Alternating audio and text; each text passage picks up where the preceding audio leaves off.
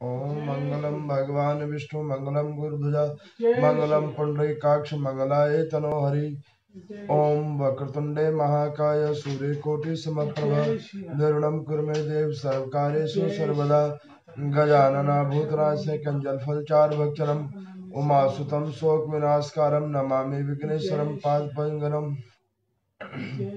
गुरु ब्रह्मा गुरु विष्णु गुरुदेवो महेश्वर गुरु साक्षात् परब्रह्म तस्मै श्री गुरुवे नमः। ओम नमो नारायण।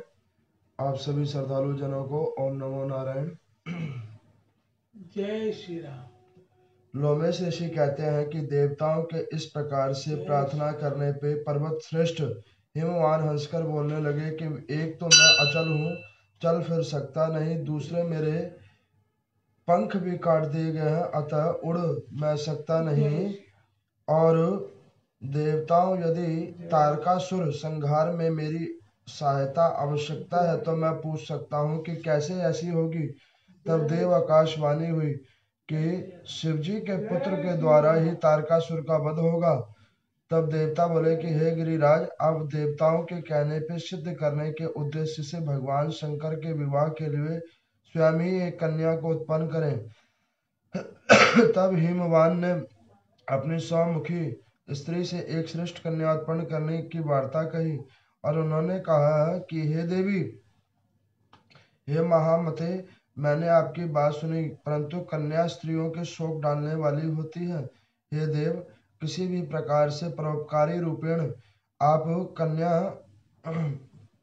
की उत्पत्ति के लिए आप गर्भ को धारण करें। फिर गिरिराज और मेनका के संगम से एक कन्या उत्पन्न हुई जिसका नाम गिरजा रखा गया। रिद्ध सिद्ध आदियों के जन्म लेते ही वहां पे अवचरण होने लगे, मंगल गायन होने लगा, फूलों की भारी वर्षा होने लगी। ऐसी सती साध्वी गिरजा हिमालय के घर में आई और दिनों दिन वो बढ़ने लगी। वो कल्याणी कन्या जब 8 वर्ष की हो गई तब महादेव हिमालय की कंदरा में भारी तपस्या कर रहे थे। भगवान के वीरभद्र आदि सभी पार्षद सब ओर से घेरे रहते थे। एक दिन परम बुद्धिमान हिमवान अपनी कन्या पार्वती को साथ लेकर तपस्या में लगे हुए महादेव जी के पास उनके चरणों का दर्शन करने के लिए गई।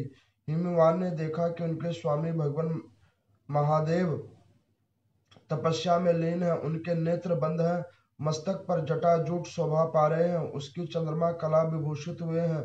वेदांत परमात्मा शिव एक श्रेष्ठ आसन पर विद्यमान है, नाना प्रकार के मंगलाचरण हो रहे हैं और उनका पूजन पाठन हो रहा है। अब इतनी कथा होने के बाद महादेव जी के पास वो पहुंचे और उनके दर्शन करके राजा हिमाचल ने उनको प्रणाम किया। देवेश्वर, आप मुझे इस कन्या के साथ प्रतिदिन अपने दर्शन के लिए आने की आज्ञा दें। ये सुनकर देवादिदेव माहेश्वर ने कहा कि हे पर्वतराज, इस कुमारी कन्या को घर में छोड़कर ही आप प्रतिदिन मेरे दर्शन के लिए आ सकते हैं, अन्यथा मेरा दर्शन नहीं होगा। तब हिमाचल ने मस्तक झुकाकर पुनः महादेव से कहा कि भगवान, क्या कारण है कि मुझे इस कन्या को साथ यहाँ नहीं आना चाहिए।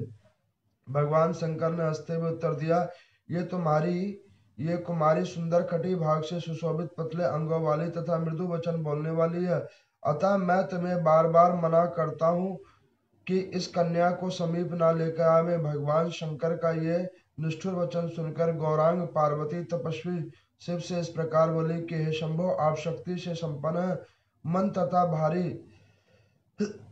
भी आपको नहीं प्राप्त कर सकता। महादेव ने कहा कि हे सुंदरी, मैं उत्तम तपस्या द्वारा प्राकृतिक और माया को नाश करने वाला हूँ। श्री पार्वती जी ने कहा कि हे भगवान शंकर, आपने जिस उत्तम वाणी से मेरे लिए जो कुछ कहा है वो भी प्रकृति का अतीत है। इस प्रकार से हिमाचल वहां से गए और माँ पार्वती भी गई। महादेव बोले कि हे साधुभाषिनी पार्वती, तुम प्रतिदिन मेरी सेवा करो। अब वह प्रतिदिन देवी भगवान शंकर की उपासना करने लगे और नाना प्रकार का पूजन होने लगा। इस प्रकार से इन कथाओं का और पूजन का विधान प्रारंभ हुआ और इंद्र के बल से पराक्रम आदि को प्राप्त हुआ। शक्ति नंदन पराशर को भी परिक्रमा ज्ञान हुआ। इस प्रकार से देवताओं के प्रार्थना करने पर संपूर्ण विश्व का मन मोह लेने वाले ऐसे भगवान भोलेनाथ हिमाचल की कन्या से विवाह करने के लिए वो उद्बोधित हुए और भगवान शंकर के यहाँ पर पुत्र की प्राप्ति होने के लिए उनके प्रयास सक्षम हुए। कल की कथा में आप लोगों ने श्रवण किया था कि उस तारकासुर ने ब्रह्म देवता से वरदान मांग लिया था कि हे ब्रह्म देवता, आप कैसे भी करके मुझे वर दीजिए, और मुझे 2 वर दीजिए, एक तो 3 पुरों का और दूसरा मेरे को महादेव के पुत्र से मृत्यु का वर दीजिए, ताकि आप ये वर देंगे तो इस वर में मैं अजय हो जाऊंगा और अमर भी हो जाऊंगा। अब ऐसे प्रकार से वर पाने के बावजूद तारकासुर ये सोचने लगा कि मैं अब अजय हो चुका हूं और अमर हो चुका हूं, लेकिन ब्रह्मा जी ने कहा था कि पुत्र, अजय तो तू हो सकता है लेकिन मरेगा तो तू तब भी। अब तारकासुर को ब्रह्मा जी की बात थोड़ी कम ध्यान आई। उसने क्या किया कि सर्वप्रथम अमरावतीपुरी पर जाकर उसने संग्राम छेड़ा और देवताओं को पराजय करके अमरावती उस नगरी स्वर्ग से वहां से उनको निकाल दिया। उस पुर से जब इंद्र आदि देवता निकल गए तो वो घबराकर भगवान भोलेनाथ की शरण की ओर गए, क्योंकि ब्रह्मादेव के वरदान अनुसार उन्हें ये पता था कि इनका अगर कोई संहार करेगा तो वो संहार केवल और केवल महादेव कर सकते हैं। जैसे ही वो कैलाश पर्वत पे गए तो वहां पर उन्होंने देखा कि महादेव चिर निद्रा रूपेण योग के अंदर समाधिष्ठ हैं। अब उन्होंने ये सोचकर भगवान शंकर को समाधिष्ठ सोचकर ब्रह्म देवता के पास गए। ब्रह्म देवता ने नारद को बुलाया और उनको कहा कि राजा हिमाचल को संदेश दो। अब नारद मुनि गए और महाराज हिमाचल को उन्होंने संदेश दिया कि हे हिमाचल, आपके और मैना के दोनों के संगम से एक कन्या उत्पन्न होगी जो आदि शक्ति माँ जगदम्बा है। उस आदि शक्ति माँ भवानी जगदम्बा की तुम्हारे घर में प्राकट्य होगा, और जो भविष्य में कल्याणकारी और अद्भुत देवी होंगी, जिनसे देवताओं को उनका पुर मिलेगा उनके संतान रूप से, और तुम्हारा भी नाम विख्यात होगा। राजा हिमाचल बड़े प्रसन्न हुए। मैना और राजा हिमाचल के स्नेह से और संगम से एक दिव्य कन्या उत्पन्न हुई, जिसका नाम गिरजा रखा गया। ऐसी माँ पार्वती जी उत्पत्ति हुई, जिनके उत्पतन होने के बाद ही वहां पर पृथ्वी लोक पे चारों ओर मंगल गायन होने लगा, नाना प्रकार के पुष्पों की वर्षा होने लगी। अब वो पुष्पों की वर्षा जब होने लगी तो वो नारद जी आए फिर पुनः, और उन्होंने राजा हिमाचल को कहा, हे राजन, ये जो कन्या तुम्हारे यहाँ पे उत्पत्तित हुई है इसका नाम पार्वती है, और ये 14 भुवन की देवी बनेगी, आदि शक्ति जगदम्बा बनेगी। इनकी शक्ति के आगे कोई भी नहीं ठहर पाएगा। ये सबको नतमस्तक करने वाली ऐसी अद्भुत माँ भगवती जगदम्बा उत्पन्न होंगी। इस माँ भगवती के प्रकट होते के साथ तुम्हारे कई कुल तर जाएंगे। इस प्रकार से नारद जी ने नाना प्रकार से माँ भगवती पार्वती का व्याख्यान किया, लेकिन यहाँ पर भी उन्होंने ये नहीं बतलाया कि ये शिव भगवान की पटरानी है, ये उनकी भार्या है, उनकी बामंगनी है। अब इतनी कथा हुई, उसके बाद लोमेश ऋषि कहते हैं समय परिवर्तित होता गया। देवता भगवान शंकर के पास में पुनः गए। इतने में भगवान भोलेनाथ की समाधि हटी। समाधि हटने के बाद में उन्होंने प्रभु से आग्रह किया कि प्रभु, इस तारकासुर से हमें बचाओ, और ब्रह्मा जी से ये वरदान प्राप्त कर चुका है कि भगवान भोलेनाथ की जो संतान होगी उससे ही मेरा संहार होगा। इस प्रकार से इस तारकासुर से हमें बतलाओ, हमें उनसे बचाओ।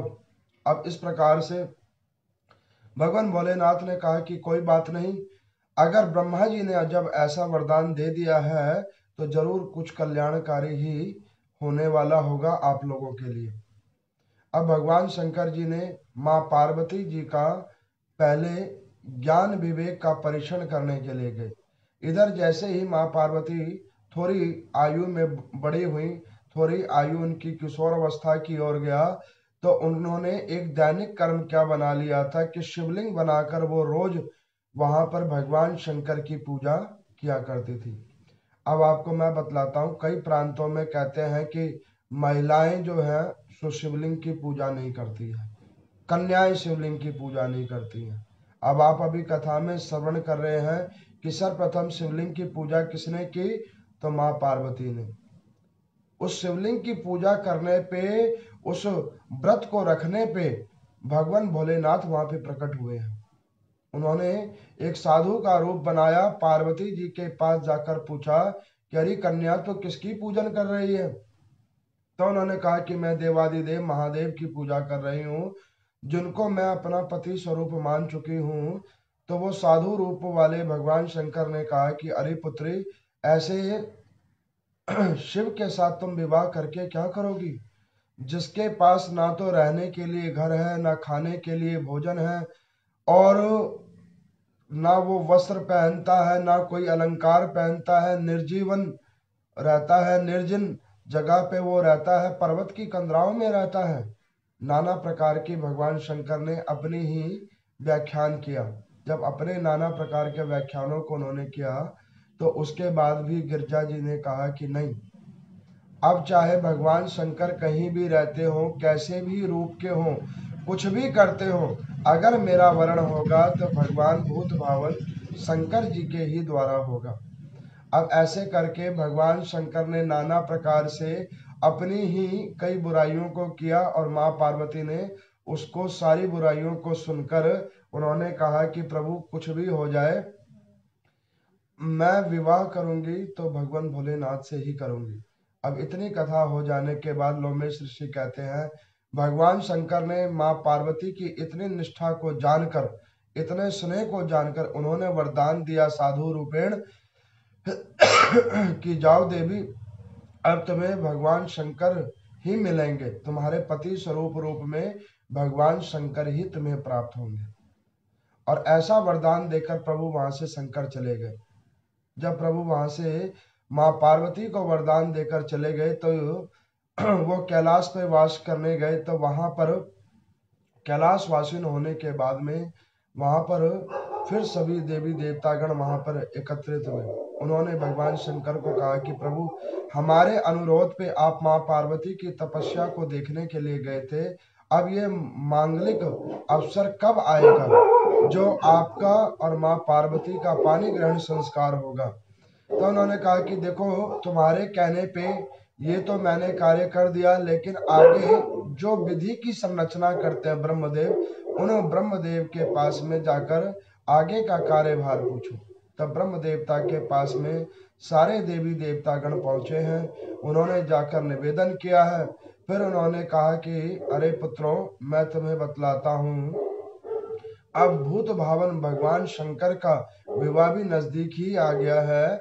अब मैं सर्वप्रथम अपने मानस और ओजस पुत्र नारद को उनके यहाँ पर भेजूंगा, और उसके बाद में ये वार्ताओं को मैं आगे रखूंगा। ऐसे प्रकार से भगवान ब्रह्म देवता ने नारद जी को राजा हिमाचल के पास भेजा है, और उनको जाकर कहा है कि हे राजा हिमाचल, जो तुम्हारी कन्या है वो आदि शक्ति जगदम्बा, वो भगवान शंकर को प्राप्त करने योग्य है। ऐसे भूत भावन महादेव की ये स्त्री है, कई जन्मों से ये भगवान शंकर की स्त्री है। पहले ये सती रूप में थी, आज ये पार्वती रूप में तेरी कन्या है, लेकिन वस्तुत रूप में ये भगवान शंकर की ही पत्नी है। लेकिन देखो, तेरे को एक सौभाग्य मिला है कि इस भुवन पे वो माँ भगवती पुनर्स्थापित हुई है तेरे कन्या रूप में, और तेरे को कन्यादान करने का सुअवसर मिला है। नाना प्रकार से राजा हिमाचल को उन्होंने बतलाया, और भगवान शंकर से अपनी पुत्री का कन्यादान करने का विधान बतलाया।